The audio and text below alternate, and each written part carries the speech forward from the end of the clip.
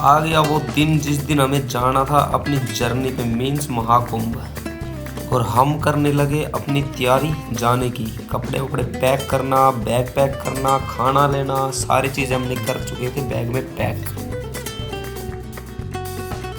Bag अपना ready है, अब मिलते हैं उनसे जाके।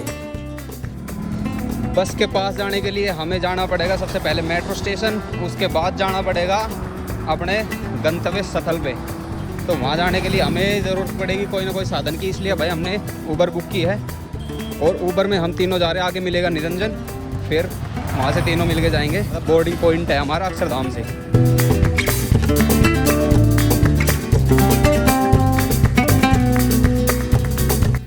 यहाँ से हम तीनों कैब में बैठ के चल चुके थे मेट्रो स्टेशन की ओर, जहाँ पे निरंजन आगे मिलने वाला था।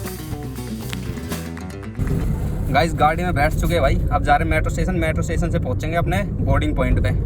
सुशांत साथ में है भाई, प्रशांत, दोनों ने गाड़ी बुक करके मुझे रास्ते से पिक किया। अब हम चल दिए भाई अपने महाकुंभ के मेले में। और निरंजन हमको रास्ते में मिलेगा, बड़े भाई आगे बैठे हैं। और भगवान की दया से ये प्लान सक्सेसफुल हो चुका है, अब देखते हैं।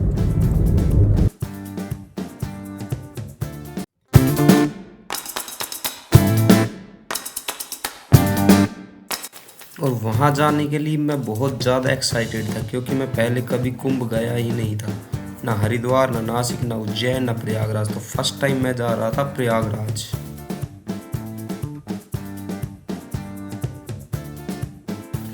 अपना छोटा सा सफ़र करके हम पहुँच गए मेट्रो स्टेशन। और मेट्रो स्टेशन पहुँचने के बाद निरंजन आया नहीं था, तो हमने सोचा क्यों ना कुछ खा लिया जाए थोड़ा, फिर उसके बाद चलते हैं अपने डेस्टिनेशन पे, जहाँ से हमें मिलने वाली थी बस प्रयागराज के लिए। गाइस बहुत तेज भूख लग रही थी, इसलिए हमने मंगा लिया भाई कुछ खाने का। बर्गर किंग में बैठे हुए हैं अभी फिलहाल, ये बर्गर किंग है। 4 बर्गर मंगा दिए 500 रुपये के।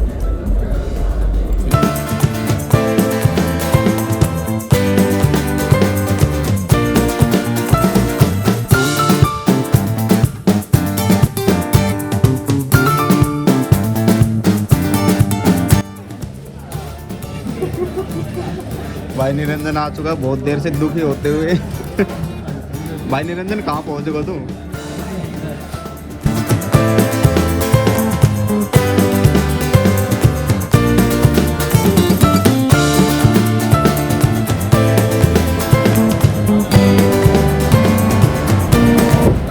भाई सुशांत खा दिए भाई। लेडीज सीट पे बैठो तो। मंदिर जाओ तो चप्पल चोरी हो जाए, मेट्रो में बैठो तो सीट तक हट जाओ। ये मेरे साथ ही क्यों होता है यार?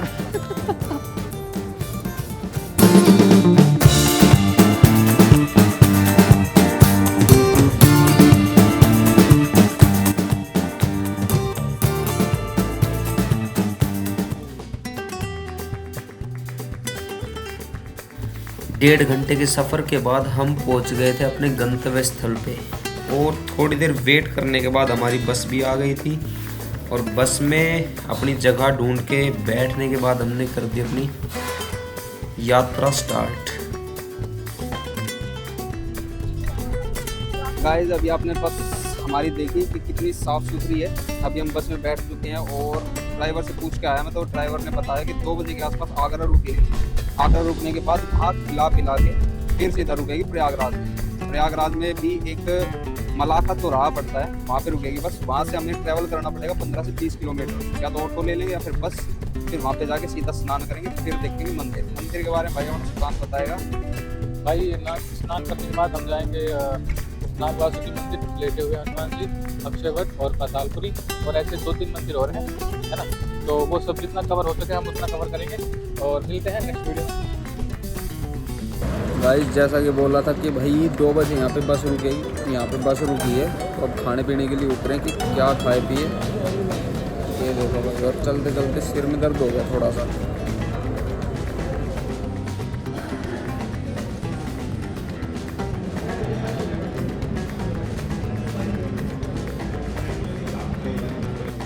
कभी बस का सफ़र नहीं किया था, आज बस का सफ़र भी करके देख लिया। बट गाड़ी से बढ़िया मुझे नहीं लगता बस का सफ़र। ट्रेन का थोड़ा बहुत चल भी जाए, बट बस आज ये लास्ट था बस में आने का। उसके बाद से आगे से भाई बस को मना कर देंगे, या तो गाड़ी या ट्रेन या फिर अपनी एरोप्लेन।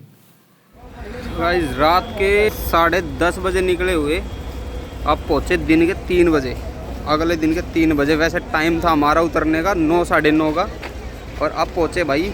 देखो वो सामने हमारी बस थी, दिख रही होगी, सबसे नई बस हमारी दिख रही है। सफ़र बढ़िया था भाई, मतलब पहली बार एक्सपीरियंस किया। एक्सपीरियंस बहुत ख़राब भी लगा लो, बढ़िया भी लगा लो, मतलब बढ़िया ही मानेंगे हम इसको। मज़ा आ गया सफ़र में। थोड़े दुखी भी हुए, नींद भी पूरी नहीं हुई, नींद तो आई नहीं, यूँ लगा लो बिल्कुल।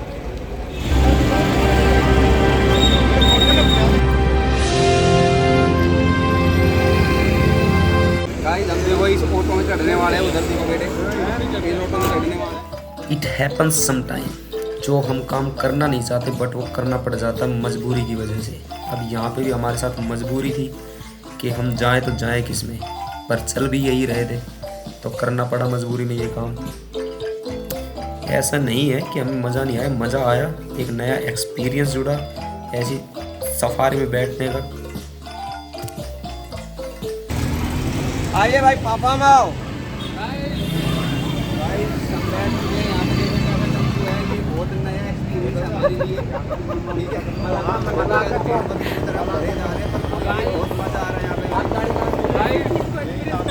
है। गाइस हमने देखो ये ऑटो में बैठ चुके हैं। ये ऑटो भी इतना खतरनाक है कि पुराने गांव के जैसे, पुराने गांव में चलते थे ना भेड़ बकरी की तरह, उस तरह भर लेते थे, उस तरीके से चल रहे भाई। अभी फिलहाल देखो उस साइड देखो ये किस तरीके से भरे हुए हैं, और हमारे पर ऑटो देखो, हमारा ऑटो किस तरीके का है, ये देखो भाई। बहुत बढ़िया लग रहा है भाई, नया एक्सपीरियंस मिला है, हमने कभी ऐसा कभी किया नहीं है, पर बाकी आज कर रहे हैं ऐसा। बहुत मजा आ रहा है गाइस।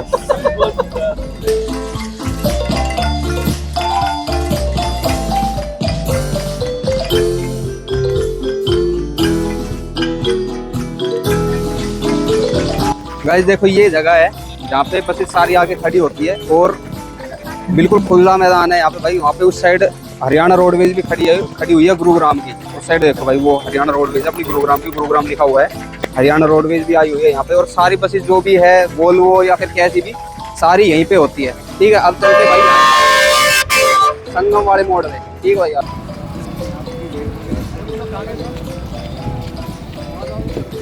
गाइस यहाँ से अपने को मिलेगी फ्री वाली बस।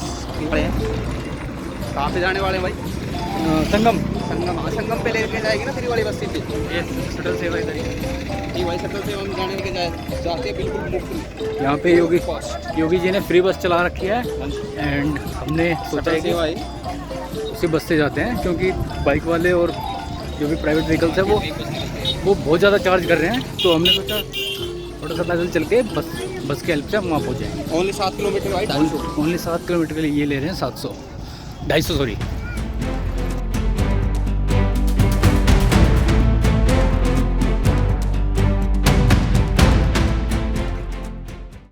जिंदगी का नाम ही चलते रहना है, और ये ही बात अपने दिमाग में बैठा के हम लोग चलते चले गए, और चलते चलते हमारा सफ़र इसी तरह पूरा हो गया। कुछ नज़ारे देखने को मिले इस बीच जो कि दिखने में अच्छे थे, जो कि आप भी देख रहे हो।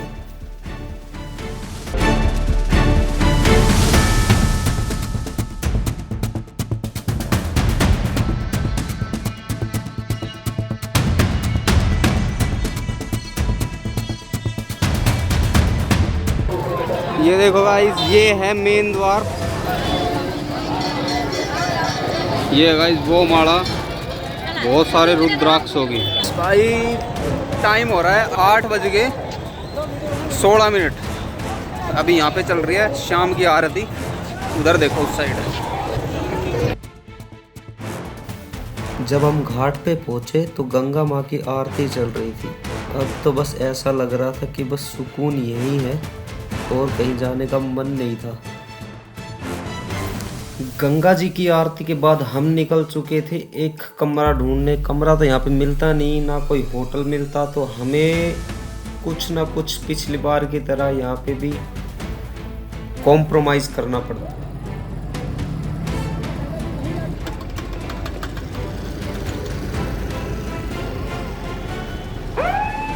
गाइस अभी बजे हैं भाई रात के 10:30, खाना पीना खा के बाहर आए हैं। थोड़ा सा एक स्टोरी बताऊंगा इसके बारे में भाई, किस तरीके से हम रुके हुए हैं। थोड़ा सा मजबूरी है भाई ऐसे रुकना भी। रात का नज़ारा भाई ऐसा लग ही नहीं रहा कि रात हो रही है। बहुत सही नज़ारा है भाई। वो पीछे गंगे मैया बह रही है वहाँ से, और यहाँ आगे सेक्टर्स है। हम अभी सेक्टर 5 में रुके हुए हैं भाई। तो भाई स्टोरी की जो बात है वो मैं बता ही देता हूँ अभी फ़िलहाल आपको। तो कुछ भाई ऐसा हुआ था कि रुकने का कुछ सिस्टम बन नहीं रहा था, तो एक आश्रम मिला हमें। उस आश्रम में एक महाराज जी थे, उनसे बातचीत करके उन्होंने एक मतलब रहने को एक शेड दे दिया। उस शेड में हम चारों भाई यहाँ पे थे। हमने अपना सामान वामान रखा, मतलब गद्दे, एक बेड था और नीचे ज़मीन पे गद्दे बिछे हुए थे। मतलब सही था एक रात काटने के लिए, क्या दिक्कत थी। और खाने वाने का उन्होंने खुद आगे से पूछ लिया कि भाई आप खुद बना लोगे या फिर यहाँ पे मतलब भंडारा होता है वो भंडारा करवा दे, पूरी खाओगे या फिर रोटी खाओगे। तो उन्होंने अपनी तरफ से खुद करवा दिया था कि हम बनवा देते हैं, आप यहाँ पे बस खा लेना और यहाँ पे आ जाना, मतलब अपना सामान वामान फ्रेश वगैरह हो गए यहाँ पे आ जाना। तो हम वहाँ पे पहुँचे।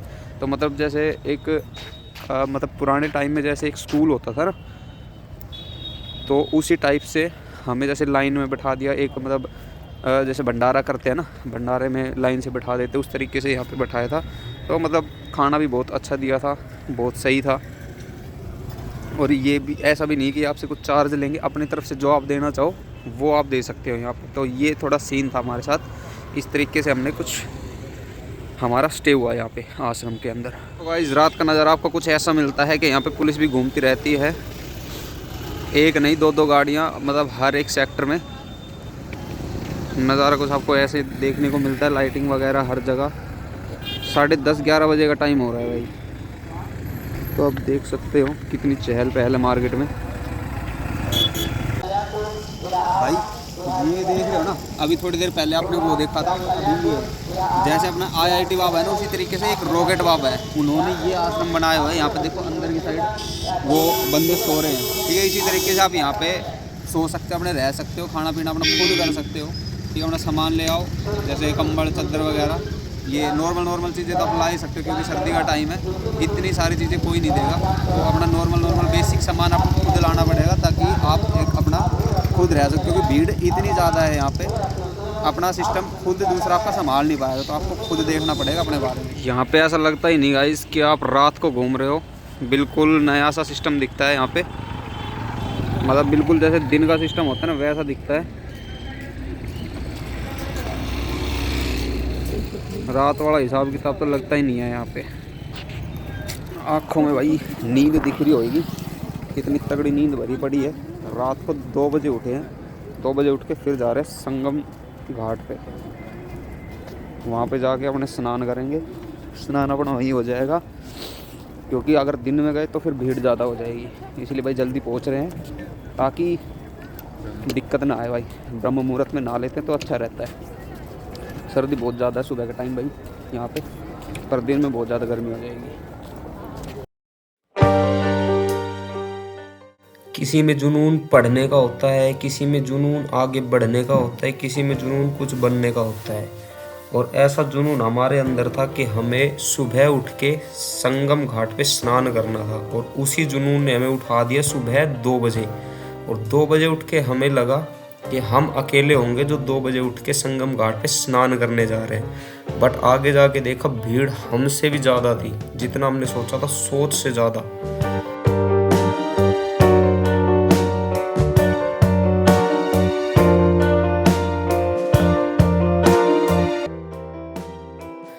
इतनी भीड़ को देखकर हमें लगा कि भाई नंबर तो आने वाला नहीं है, तो वापस चलते हैं। अब ये इतनी दूर आके वापस जाना भी सही नहीं था, बट हमने सोचा कि चलो देखी जाएगी, जैसा भी हो चलेंगे ज़रूर। लोगों के बीच में से घुसते घुसाते हम पहुंच गए थे गंगा घाट पर, जहाँ पे संगम था।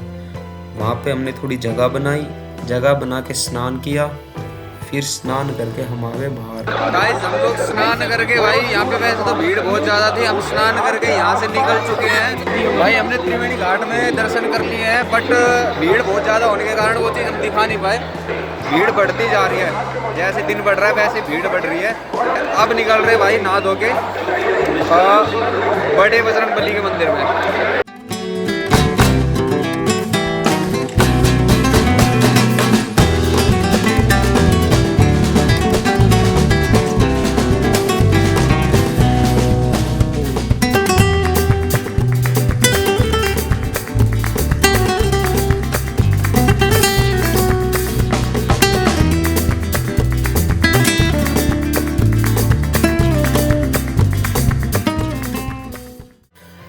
थोड़ी दूर पैदल चल के हम पहुंच गए थे बड़े हनुमान जी मंदिर। और ऐसा माना जाता है कि साल में एक बार गंगे मैया का बहाव इतनी तेज होता है कि इस मंदिर की दीवारों को छूता है और अंदर तक पहुंच जाता है हनुमान जी को पानी पिलाने के लिए।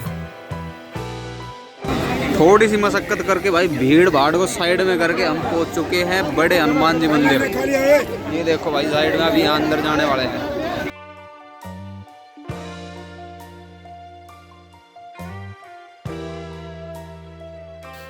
हनुमान जी के दर्शन करने के बाद हम निकल चुके थे आदि शंकर विमान मंडपम की ओर। इस मंदिर में शिव जी के 12 ज्योतिर्लिंगों के दर्शन एक साथ हो जाते हैं।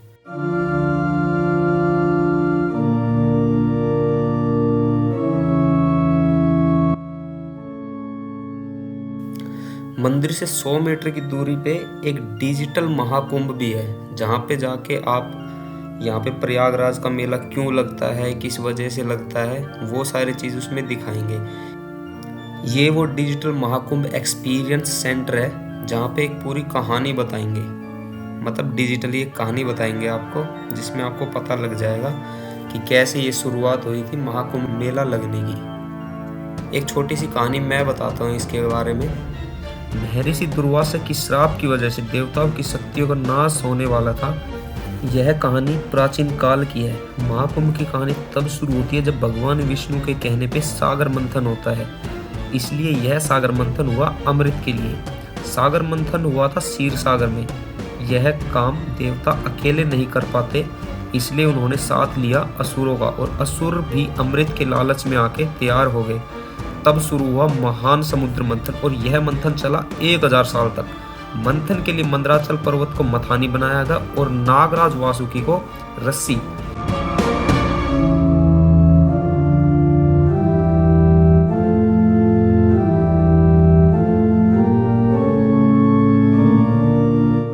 यह मंथन 1000 साल तक चलने के बाद उसमें से अमृत से भरा कलश निकला। उस कलश के लिए असुरों ने देवताओं पर धावा बोल दिया।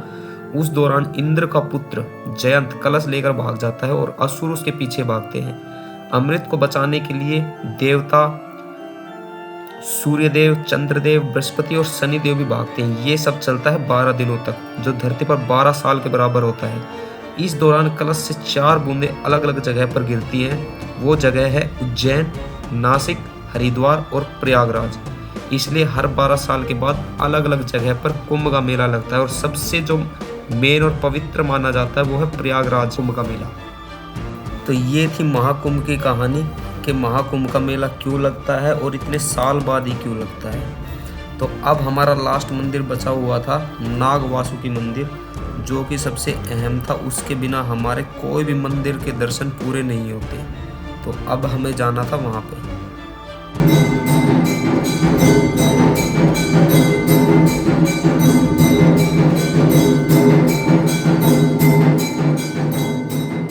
गाइस, ये एकमात्र ऐसा मंदिर है जहाँ पे आपको मंदिर में वासुकी जी के दर्शन भी होंगे और यहाँ से सीधे गंगे मैया के भी दर्शन होते हैं। ये देखो साथ में, ये देखो भाई सामने आपको गंगे मैया के दर्शन हो रहे होंगे।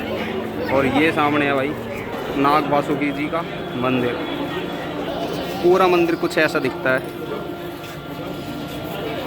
उधर से भोले जी का छोटा सा मंदिर, ये नाग वासुकी जी का मंदिर, और उस साइड कार्यालय। सीताराम सीताराम।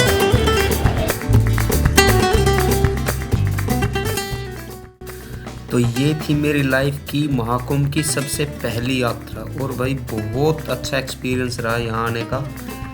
तो अब मिलते हैं अगली वीडियो में, तब तक के लिए जय बजरंगबली।